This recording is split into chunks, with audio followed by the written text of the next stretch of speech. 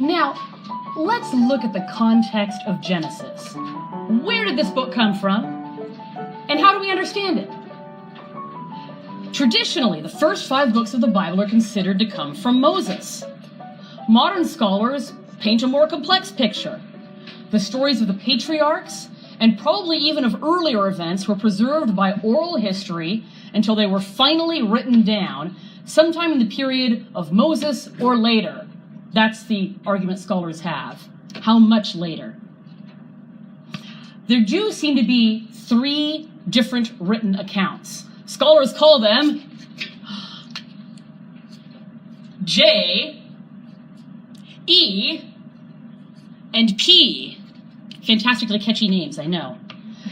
J, the J account uses the word Yahweh for God, J for Jehovah. E uses the word Elohim for God, and Yahweh, as you'll remember, is the word for God that God gave to Moses. That's his name, I am. Elohim is an even older word for God. It's the word used in Genesis, and El is simply the word for God. Elohim is the royal plural that we as Christians believe hints at the presence of the Trinity in the Bible from the very beginning. P is the account written by a priest who's looking at all of human history from a liturgical point of view. Sometime between the time of Moses and the next several hundred years, these are put together, based presumably on the written law of Moses by Moses. Then, after that, you get D, the editor, the Deuteronomist, who edits and puts all of these together to form the first 5 books of the Bible around 400 BC, right around the time of Ezra and Nehemiah. So, there's the history of the text. There's how it comes down to us. So then we have the question, well, how historical is Genesis? Let's look first at the second part, the stories of Abraham and the patriarchs. They were passed down as oral history for easily more than 500 years, and yet they bear the ring of historical accuracy. That's not terribly strange or uncommon for that time period. They knew how to pass down an oral history in those days. Here are some reasons why Abraham's account is to be considered substantially historical. The names are authentically from the right time period. You can compare them with Babylonian texts from that time period. The political system described, with its freedom of movement and patchwork of alliances between local kings, came to an end in 1750 BC. That's authentically very early, from the time of Abraham. A wife giving her husband a servant girl to produce a surrogate child for her that's her legal heir. That's straight out of the Code of Hammurabi. Again, authentically from that early time period. Making covenants by cutting animals in half. Same thing. That's from Abraham's time period, not later.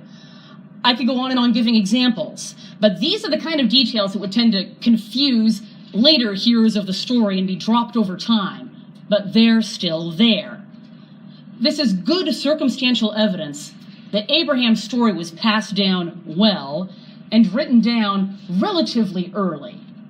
Oral history can last well among people that are well practiced in it. It's not going to last forever. So, what about Genesis 1 through 11? We in the 21st century can have an awful time wrapping our heads around Genesis 1 through 11. We live in a highly literal age where we expect factual answers to everything to be available at the touch of a button.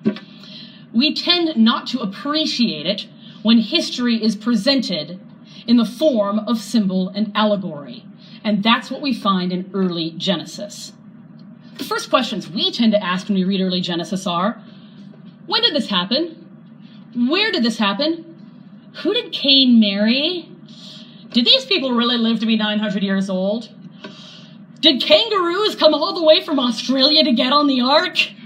And then our heads start exploding. In search of answers, people tend to gravitate towards one of 2 unhelpful extremes.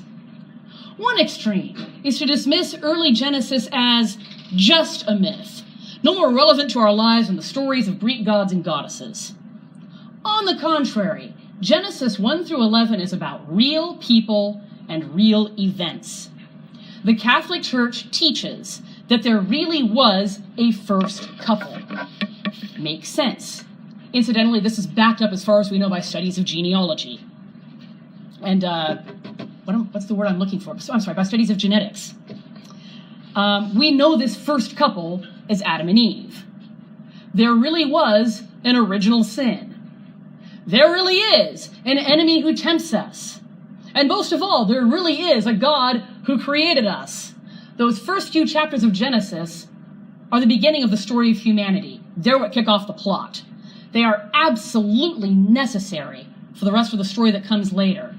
And they explain accurately who God created us to be and why we live in a fallen world. Yes, the Big Bang Theory is surprisingly compatible with the Genesis account. God spoke, let there be light, and bang, there was.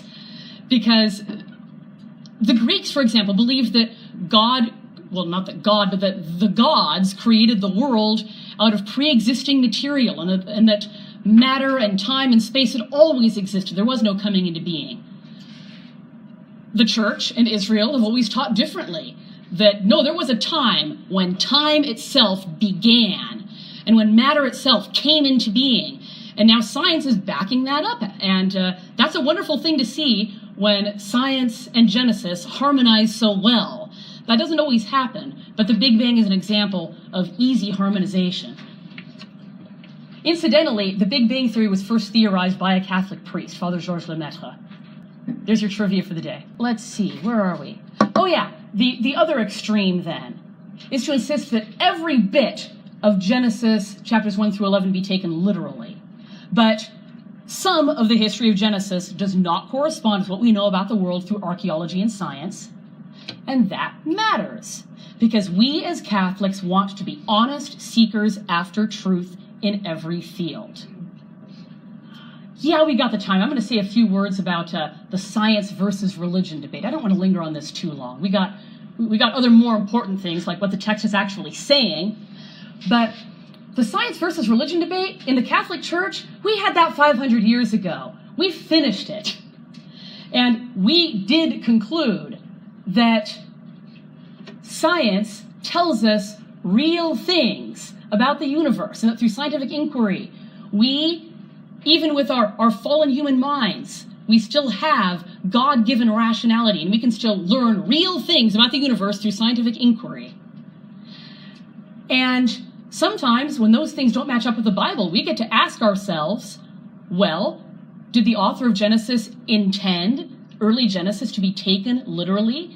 Did the author of Genesis intend for us to go, this is 4000 BC? The answer really seems to be no. The early church fathers noted this. This isn't just a modernist argument. Origen and St. Augustine pointed out, for instance, that if the sun was created on the fourth day, well, how do you measure earthly time on the first 3 days? They concluded that calendar time was simply not what this passage was talking about. Sneak preview, the author was actually talking about liturgical time. Genesis chapter 1 was written by the priest. And he wasn't writing in the literary style of history as we know it today. Rather, he was writing in a way that packed the text full of symbolism to highlight the real meaning of real events, creation and the fall of man. Does that make sense?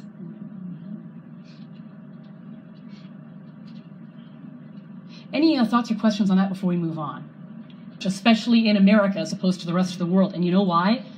Like I said, the Catholic Church really solved this argument 500 years ago. This current argument, the science versus religion debate that is still going on today, it's really a Protestant argument that got kind of imported back into the Catholic Church at a popular level. In the 19th century, you get the Protestant split between the fundamentalists and the liberals, expressed in the science versus religion debate. We don't have a dog in this fight. We believe that God tells us real things about how he created the universe through scientific inquiry, and that he tells us real things about why he created the universe through Scripture. we believe the two must be compatible. I don't want to get too far into Darwinism, but if a person posits that the human body was created gradually through a process of evolution, then the question you're left with is, when did God breathe the soul into living human beings? Because we know that God created the body from the ground, and that he breathed his own divine life into them. When did human beings become sentient? When did we get the divine life? We have no idea, and that's not something science or archaeology is ever going to be able to tell us.